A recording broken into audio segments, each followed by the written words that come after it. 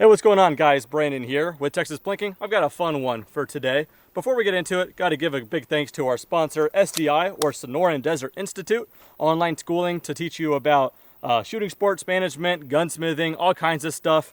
But yeah, really big support of the channel. I'll leave a link in the description to where you guys can get started in your journey into the firearm world. You guys can make a living out of it. They also have different kind of funding options available if that's something you guys are interested in. So again, SDI, Sonoran Desert Institute, thank you guys so much for the continued support so I can keep doing this.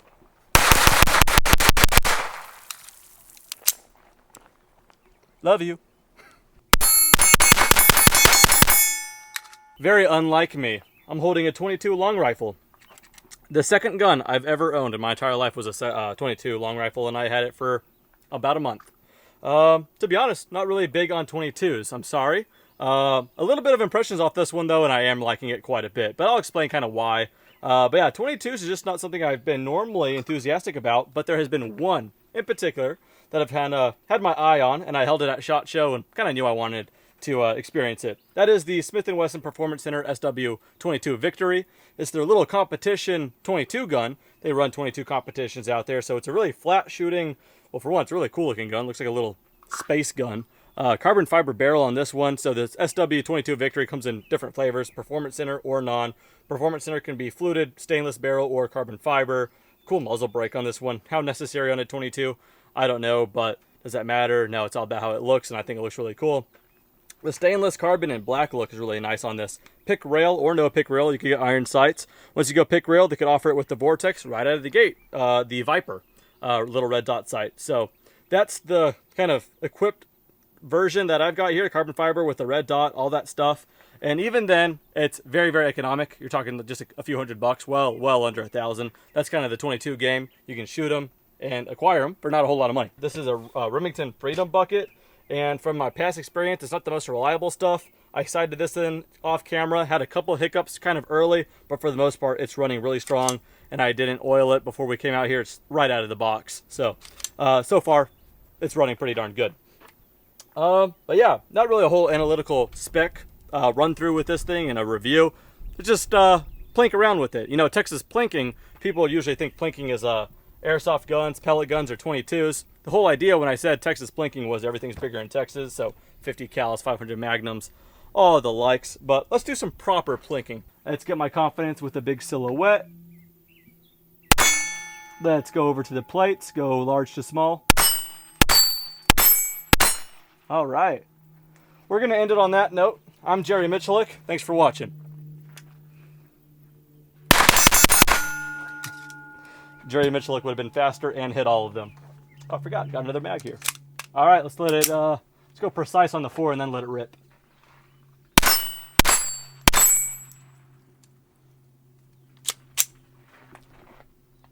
Didn't like that one. One reason I don't particularly normally like 22 is it's just such a dinky round that loading it's kind of annoying. Here, it's kind of cool. You have these little sliders to kill the tension and the spring in the mag, so it's actually really easy to load. But yeah, very dainty little cartridges. Yeah, same kind of thing that they actually did on their EZ380 and their new EZ9. They have the same thing on the mag to where you can kind of hold on both sides. That's a 9mm. I just loaded this mag after loading this like off camera, and they made this feel like a 50 AE. It's just hilarious. So that's a 9mm in the 22. Forget the cartridge, just look at the actual projectile. These are hollow points too.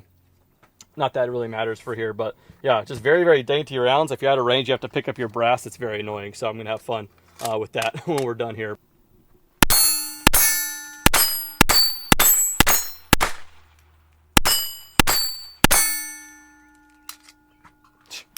Hard to tell when it locks back. It just does not kick a lot. The only mass is that right there, that little bit. For example, if I lock the slide, when I release it on a handgun, well, you guys can kind of see here, and this is a small handgun too, but when I release it, look how much it jolts. Moves quite a bit. This right here, nothing, just a little shake, like a little airsoft gun, or less, really. It's kind of funny. All right, I'm gonna sacrifice some accuracy and just try to go for some speed here.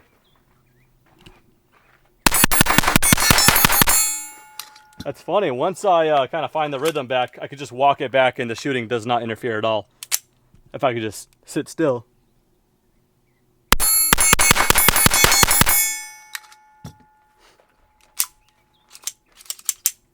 Yeah, starting to like it. All right, and since we have it out here, I mentioned the EZ9. I showed this off in like one video.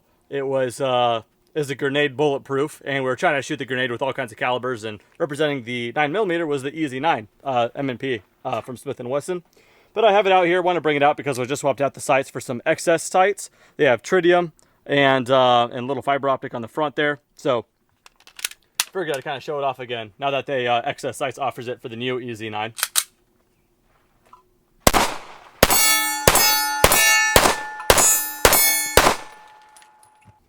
All right, back to the 22. It's funny, now that 9mm feels like a 50 cal. Not really. Anyway, to the 22.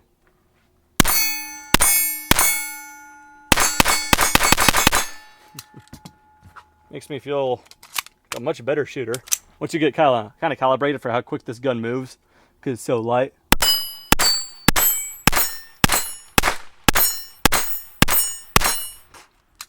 That was quite a few in a row on that last one on the right there.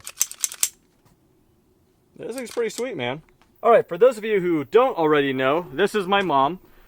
When I told her that I was getting a 22 long rifle, she actually almost disowned me. I had to convince her that she's just ought to give it a try. She said, if it's not Magnum, you're not my son. But here we are. She's going to give it a try. It's a 22. Maybe she'll like it. Who knows?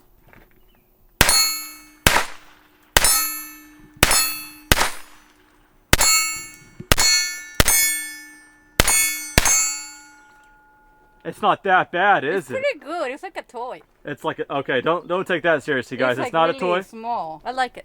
I'm still your son? Yep. Sweet.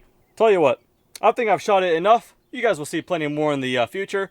This is my only 22 I have, so whenever I need a represented 22 in some kind of video, this will be shown a lot more. But it is fun.